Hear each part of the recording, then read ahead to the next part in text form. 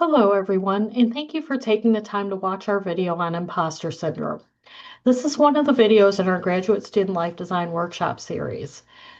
These videos are slightly edited versions of our live hybrid workshops. You won't be able to interact with others, but you'll be able to get a taste of what we do at the live workshops.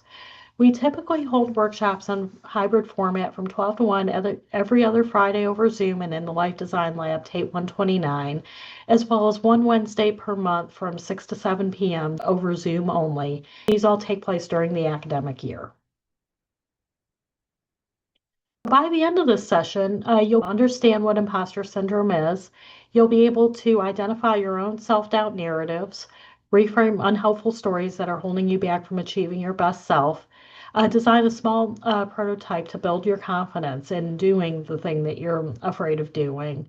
And finally, you'll build a support ecosystem to combat isolation and build community. So I'd like you to pause this video and take some notes on the following.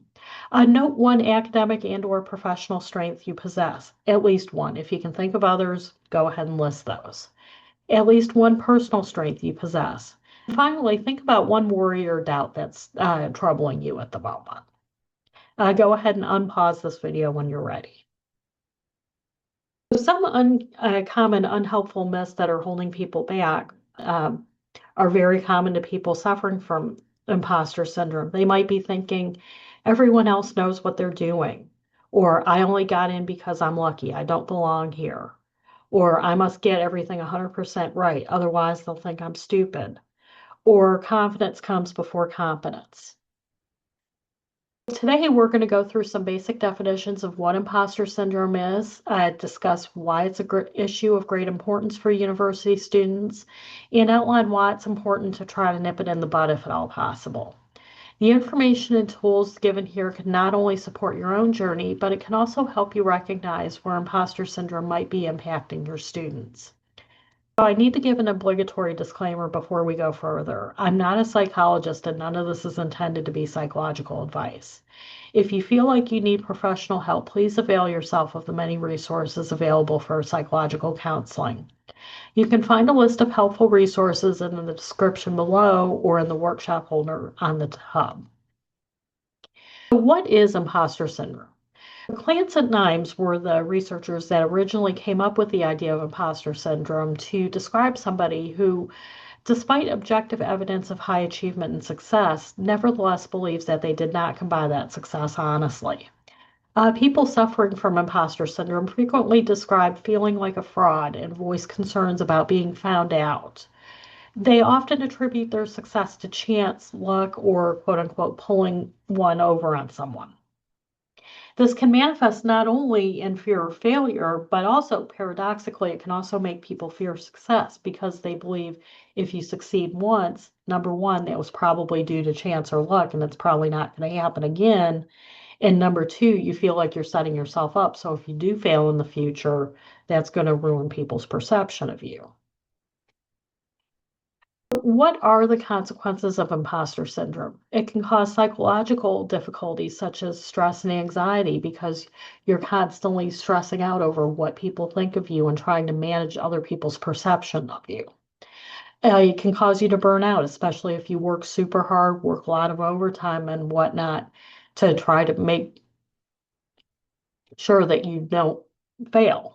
And finally, especially if you tend to think that you're not good enough as you are, it can cause you to become depressed. Behavioral consequences. It can cause you to procrastinate because you fear just doing the thing because you fear that you'll fail. Whereas if you don't do it, at least you can't say you failed. It might cause you to become a perfectionist, that you have to work overly hard on something because you're afraid you're going to fail. It can cause you to avoid opportunities for promotion or growth because you're afraid you won't succeed or you're afraid you'll be told you don't deserve it. You might avoid career planning. It can cause you to have a lower salary, especially if your imposter syndrome makes you avoid those opportunities for promotion or growth or moving to a different company. It can cause you to become less satisfied with your career and job. Imposter syndrome can take several different forms. It can present in multiple ways, and folks suffering from imposter syndrome can experience one or more of these. The first archetype is the perfectionist. These people equate competence with 100% perfection. Anything else is failure. These sorts of people, instead of focusing on what went right or focusing on the success that they achieved while doing the thing, they're instead focusing on what went wrong and overly much on how to do better. Now, this isn't to say that you don't look at all for opportunities for improvement. It's just a matter of the balance of how you focus on it. Focusing too much on what went wrong and how to do better is going to make you feel bad.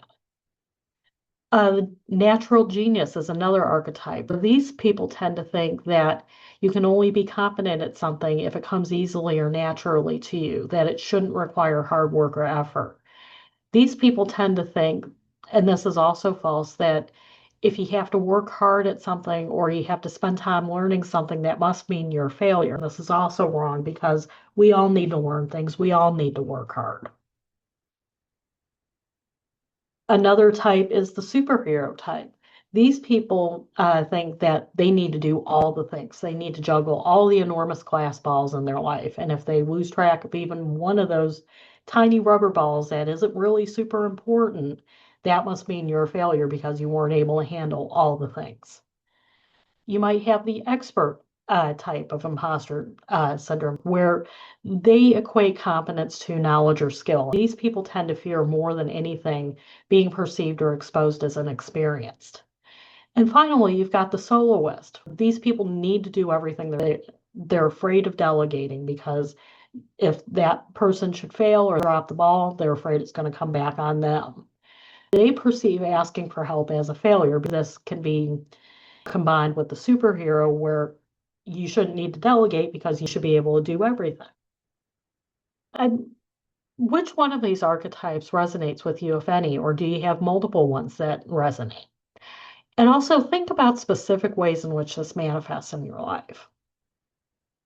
Go ahead, pause this video, jot some notes down, and when you're ready, go ahead and unpause. The good news is Life Design has tools and mindsets for that. The first one is curiosity. This encourages us to ask questions and explore. We can ask questions of ourselves to get to know ourselves more deeply. We can also ask questions of others to connect with and to learn from them or to seek support from them. Mindfulness of process encourages us to remain in tune with ourselves and our values as we're moving through life. Are your feelings truly serving you? With respect to imposter syndrome, the answer is honestly probably not. Radical collaboration reminds us that nobody is an island. We need connection and community with others to survive, thrive, and excel. Academia can encourage unhealthy mindsets, and it's helpful to know we're not alone. Most people probably feel similarly to yourself if they're really being honest with themselves. Full disclosure, I've got to work constantly to keep my imposter syndrome in check as well. So trust me, you're not alone in this. Reframing is one of the most important tools in the Life Designer's toolbox. Reframing encourages us to get out of our heads and look beyond what our feelings are telling us to consider the objective facts and the wide range of meanings and possibilities that are out there. And finally, bias towards action is probably the other most important tool in the Life Designer's toolbox, especially when we're dealing with imposter syndrome. Developing a small prototype to test your ideas is a great way to build confidence and learn something that can propel you forward. Let's reframe some of these unhelpful myths that we discussed before. Instead of everyone else knows what they're doing, let's try it's natural to need some time to learn new skills. Instead of I must get everything 100% right, otherwise they'll think I'm stupid. Try reframing that to I'm in school to learn. I'm not going to know everything right off the bat. I'm here to learn from experts. Instead of I only got in because I'm lucky. I don't belong here. Let's try reframing that to my superiors see something special in me. And finally, instead of confidence comes before competence, let's think about it this way. Fake it till you make it. Practice makes us better and more confident. Before we go any further, I'd like you to make a written list of your strengths and what you have to offer. Go ahead, pause this video, take as much time as you need. Don't be shy because nobody's going to see this list except for you. I want you to toot your own horn and recognize all the wonderful things that you have to offer. When you're ready, unpause this video so we can move on. Let's work on busting imposter syndrome using life design tools. First, I'm going to ask you to identify an unhelpful thought you've had recently that you think might be holding you back from achieving your best self, and consider some ways in which you might reframe that thought. Following that, we'll come up with some simple prototypes we can use to kickstart your reframes into action and boost your confidence. And finally, I'm going to help you build your support network because we all need support. You can't do this alone. So go ahead, pause this video, and think of one unhelpful thought you've had recently that might be related to imposter syndrome. This could be the worry that you had before when we talked about true truths and one worry at the beginning of this video, or it could be something else. I'd like you to jot down some notes on the thought as well as the story behind that thought. Then try to think of the objective facts. And then finally, based on those objective facts, think about a possible way of reframing that unhelpful thought. Go ahead and unpause this video when you're ready. So now we're going to develop a prototype to boost your confidence. Prototypes are a crucial part of the life design framework because they help us design a small experiment that can help us test an idea that we have about something. And the whole idea behind this is that it's cheap, it's not free, and we love free prototypes. It's not going to cost you more than $5, $10, $15. You don't have to spend thousands of dollars on therapy or a class to learn something. It's fast. If you can't find it in 5 minutes using Google or in a 10-minute conversation with somebody, you might have a 30-minute informational interview with somebody. You're not spending months upon months doing a class or a workshop to try to learn something. It's easily accessible to you. It doesn't require a long, convoluted application process. And finally, it's low commitment. If you get into it and you figure out you're not getting what you need out of it, you can just stop and nobody's the wiser. So in this context where we're trying to bust imposter syndrome, some quick prototypes I can think of off the top of my head are asking a question in class, working on homework with a peer, or meeting with a senior student or professor for advice.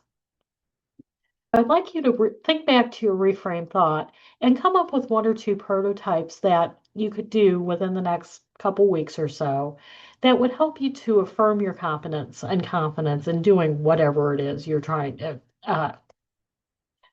become confident about. Remember, it should be cheap, ideally no more than $30. Cheaper the better. Fast, you should be able to carry it out ideally within an hour or so. It's easily accessible. You don't need to wait a couple of months to find out if you've been admitted. And it's low commitment. One-time activities are great. Pause when you're ready so we can move on. So finally, I'm going to help you build your support network because imposter syndrome thrives in isolation, and it also thrives in high achievement settings like academia. Trust me, you are not the only person experiencing this. The more easily you're able to find connection with others in your community and your immediate setting, the more you'll feel like you belong and the less you'll feel like an imposter. Building a supportive network can help you succeed not just by giving emotional support, but they can give you practical, discipline-specific, and professional advice that can help you move forward in your career and in your academic life. So I'd like you to identify at least one person in each of the following categories. First, I'd like you to think about at least one supportive classmate or coworker that you can include, somebody at your level. Then I'd like you to think about an advisor, supervisor, or PI, whether they're current or somebody in your past. I'd like you to identify another mentor or supportive faculty member. Again, this could be somebody that's currently in your life or somebody in the past. Anybody that you work with frequently, collaborators, if you work with people on research or if you work with people in different departments. And finally, pick at least one person from your personal life, a friend, a family member, or a community member that you encounter frequently. That can give a holistic impression and feedback on who you are as a whole person, not just as a student and as a worker. If you take nothing else away from today's video, I'd like you just to think about this one quote that I read from Charlene Walters, who wrote a book called Launch Your Inner Entrepreneur. Never, ever, ever write off anything you've achieved as merely being lucky. You are not lucky. You are hardworking and capable. Don't ever question it. So did you like what you heard here and want more? We've got more resources on our hub site and also on our YouTube page. You can watch another video either through YouTube or through our hub page. You can attend a workshop, like I said, every other Friday from 12 to 1, either in Tate 129, the Life Design Lab, or over Zoom. And we have them one Wednesday per month from 6 to 7 over Zoom only. And finally, you can contact me, Tracy Garner, for one-to-one coaching. So I'd love to know what you thought of this video and what you'd like to see in the future. Please, if you have a moment, this should take you no more than 5 minutes, complete this short evaluation by scanning the QR code to the right. I greatly appreciate your honest and thoughtful feedback to help improve your programming for the future. And finally, there's my contact information should you need it. Thank you so much for taking the time to watch this video and have a wonderful day.